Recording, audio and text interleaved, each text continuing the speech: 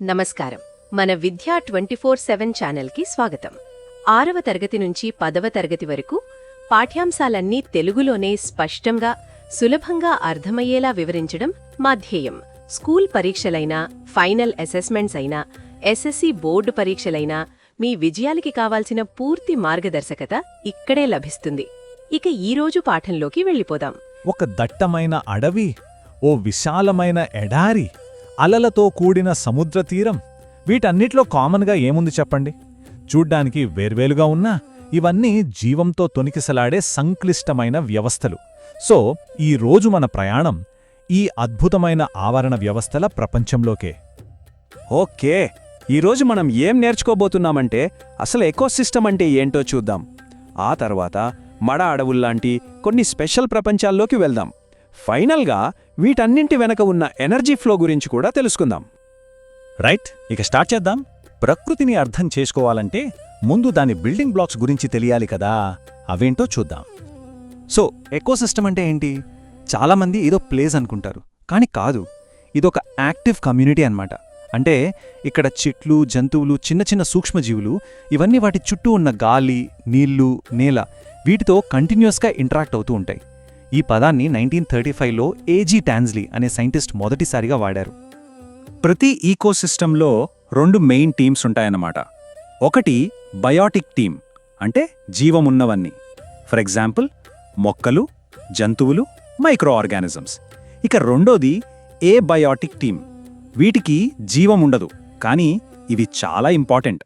ఉదాహరణకి గాలి, నీరు, సాయిల్, టెంపరేచర్, సన్లైట్, ఇవన్నీ.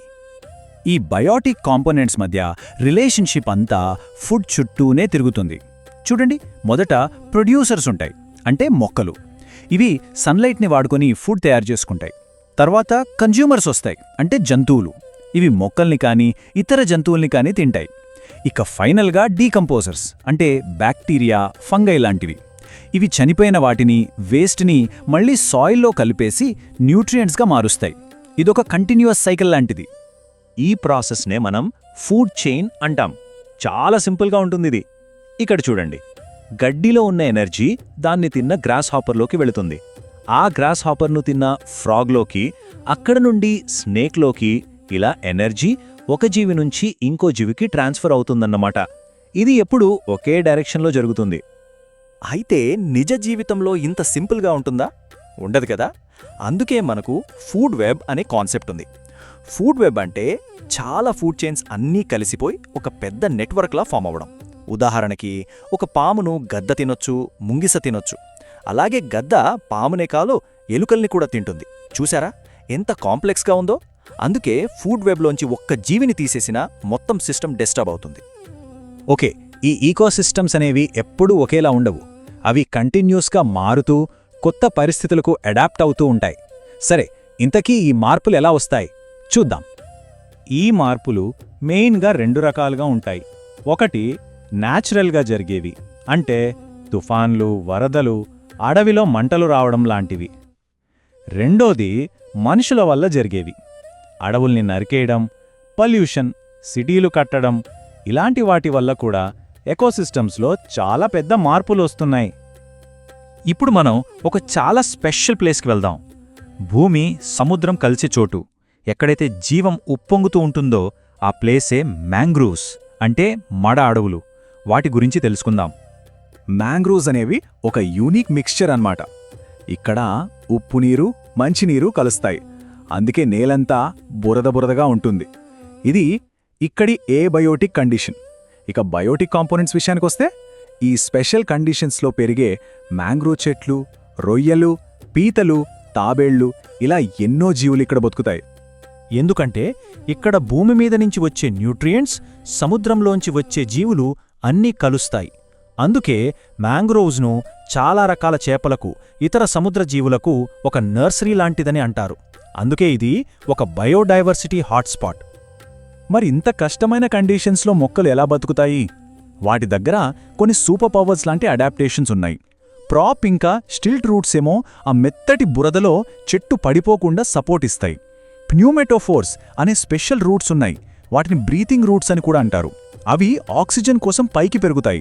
వాటి ఆకుల మీద ఉండే వ్యాక్సీ కోటింగ్ ఏమో ఉప్పు నీటి వల్ల వాటర్ లాస్ అవ్వకుండా కాపాడుతుంది. వీటన్నిటికంటే ఒక ఇంట్రెస్టింగ్ అడాప్టేషన్ ఉంది, అదే వివిపారి. ఇది వాటి రీప్రొడక్షన్ స్ట్రాటజీ అన్నమాట. ఇందులో విత్తనం తల్లి చెట్టుకు అంటుకునుండగానే మొలకెత్తుతుంది. అప్పుడు రెడీగా ఉన్న ఒక చిన్న మొక్క కింద బురదలో పడుతుంది. దీనివల్ల అది వెంటనే నాటుకుని పెరిగే ఛాన్స్ ఎక్కువ. ఎంత క్లెవర్ కదా. ఓకే, మ్యాంగ్రూవ్స్ గురించి చూసాం గదా. ఇప్పుడు మనం కంప్లీట్గా ఆపోజిట్ ఎన్వైర్న్మెంట్స్ ఉన్న రెండు వేర్వేరు ఈకోసిస్టమ్స్ గురించి తెలుసుకుందాం. First, desert ecosystem. ఎడారి అనగానే మనకు గుర్తొచ్చేదేంటి? నీటి కొరత. ఇక్కడ టెంపరేచర్స్ చాలా ఎక్కువగా ఉంటాయి. సో ఇక్కడ బ్రతకాలంటే వాటర్ని ఎలాగైనా సేవ్ చేసుకోవాలి. ఈ డ్రై కండిషన్స్ని జెరిక్ కండిషన్స్ అంటారు. ఇక్కడి మొక్కలు, జంతువులు ఈ కండిషన్స్కి తగ్గట్టుగా అడాప్ట్ అయ్యాయి. ఇక దీనికి కంప్లీట్ ఆపోజిట్ ఫారెస్ట్ ఈకోసిస్టమ్. ఇవి బయోడైవర్సిటీకి కేర్ ఆఫ్ అడ్రస్. చిన్న చిన్న మొక్కలంచి ఆకాశానంటే పెద్ద పెద్ద చెట్ల వరకు డిఫరెంట్ లేయర్స్లో ప్లాంట్స్ ఉంటాయి. అలాగే ప్రతి లేయర్లోనూ డిఫరెంట్ యానిమల్స్ ఉంటాయి, జింకల నుంచి పురుల వరకు. ఇదొక మల్టీ స్టోరీ బిల్డింగ్ లాంటిదన్నమాట. సరే, మన మ్యాంగ్రూవ్స్, డెజర్ట్స్, ఫారెస్ట్స్ ఇలా వేర్వేరు ఈకోసిస్టమ్స్ చూసాం. ఇవి చూడ్డానికి ఎంత డిఫరెంట్గా ఉన్నా వీటన్నిటిని నడిపించేది ఒకే ఒక్క ప్రిన్సిపల్, అదే ఎనర్జీ ఫ్లో. ప్రతి ఎకోసిస్టంలో ఎనర్జీకి అల్టిమేట్ సోర్స్ మన సూర్యుడే. ఈ సోలార్ ఎనర్జీని ప్లాంట్స్ అంటే మన ప్రొడ్యూసర్స్ ఫోటోసింథసిస్ ద్వారా ఫుడ్గా మార్చుకుంటాయి. ఈ ప్లాంట్స్ని తినేవాటిని ప్రైమరీ కన్జ్యూమర్స్ అంటాం, అంటే జింక లాంటివి. ఈ జింకను తినే పులి లాంటి వాటిని సెకండరీ కన్జ్యూమర్స్ అంటాం. సో ఎనర్జీ అనేది సన్ నుంచి ప్రొడ్యూసర్స్కి, అక్కడ నుండి కన్జ్యూమర్స్కి ఇలా ఒకే డైరెక్షన్లో ఫ్లో అవుతుంది. అయితే ఇక్కడొక చాలా ఇంట్రెస్టింగ్ పాయింట్ ఉంది. ఒక లెవెల్ నుంచి నెక్స్ట్ లెవెల్కి, అంటే ప్లాంట్ నుంచి దాన్ని తినే జీవికి కేవలం 10% ఎనర్జీ మాత్రమే ట్రాన్స్ఫర్ అవుతుంది. అదేంటి మరి మిగిలిన 90% ఎనర్జీ ఏమైపోతోంది? ఆ 90% ఎనర్జీ వేస్ట్ అవ్వదు.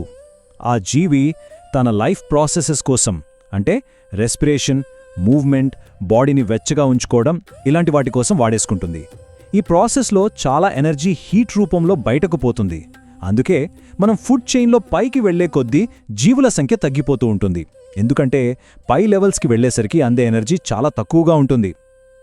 ఓకే, ఇప్పటి వరకు మనం చాలా విషయాలు తెలుసుకున్నాం కదా.